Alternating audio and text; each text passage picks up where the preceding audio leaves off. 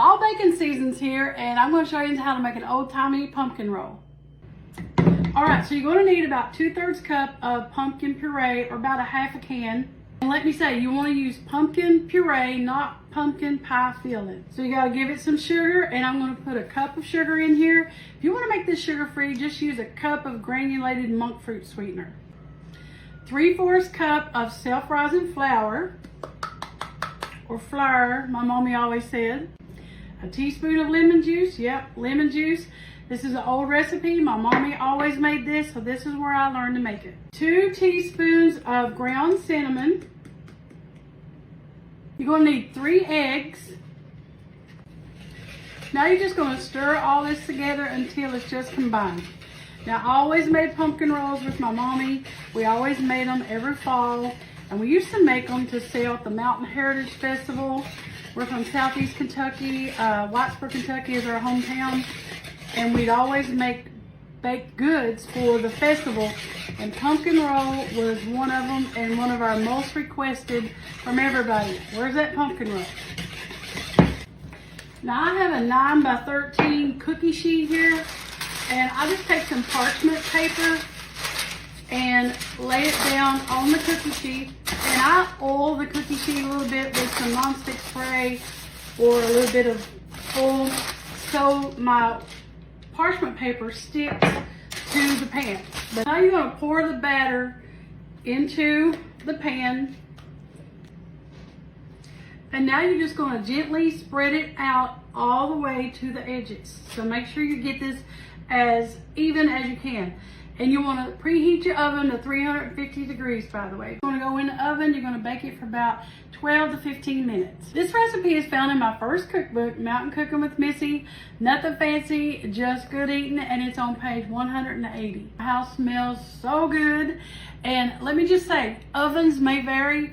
So after about 10 minutes, check on this, but don't overbake it. This is where a lot of people get intimidated when it comes to pumpkin rolls, because you got to flip it out off of the paper and you got to roll it up. Now I like to use these thin dish towels. These are like thin cotton. They're not the fuzzy kind. And these are actually on my website. I sell them on there. And these are perfect for this. And I just like this kind anyway. It's very old-timey, like old-timey tea towel. Now just take a little bit of sugar and dust the clean towel with some of that sugar. Now while the cake is warm, you just want to flip it over onto the tea towel like that right there. And you just want to peel the back right off. Comes right off.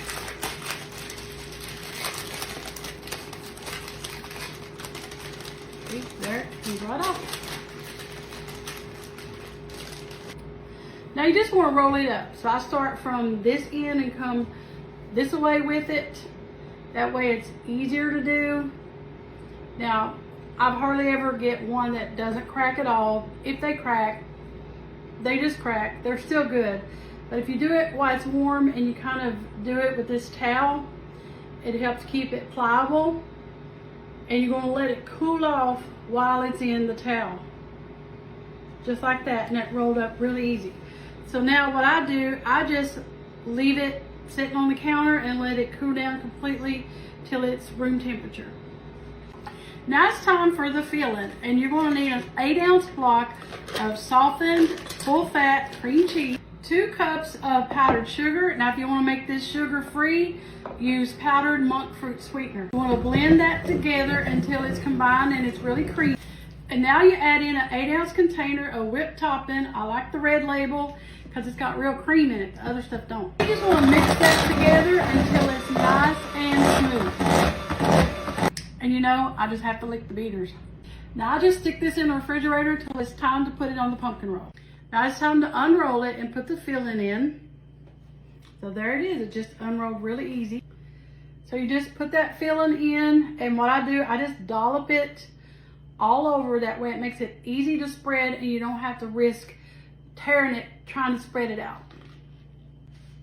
Now you just spread it out all the way to the edges the best you can. Now the filling's on, and I'll do the same thing like I did a while ago.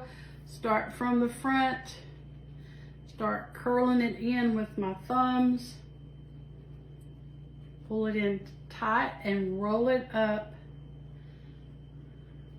as tight as I can. So far, it has not cracked. Woo! Yeah, this is a big boy. Look at that. All right, it's all rolled up, and this is a big one. Now, what I like to do, I like to wrap it in plastic wrap and stick it in the refrigerator before I slice it. All right, my taste tester's here, and he's being kind of mean, but he's been poking me with a fork. So he's gonna take a bite of this here pumpkin roll. So this is what it looks like after you slice it. Take your bite, baby. And he's a chocolate guy. So, Yeah. so if he says it's good, it's gonna mean a lot. Wow. That's good. Yeah, it is good. Enough for a second bite. Enough for a second bite. That cream cheese is amazing. The fillings are really good. Fillings, yeah, I don't know what you made it out of. There you go, guys. Pumpkin That's roll. good. You guys gotta try that one. You can make them whole. They're good for gift giving, or just slice them up, wrap them up individually, whatever you want to do. But there you go. That's how you make old timey pumpkin roll.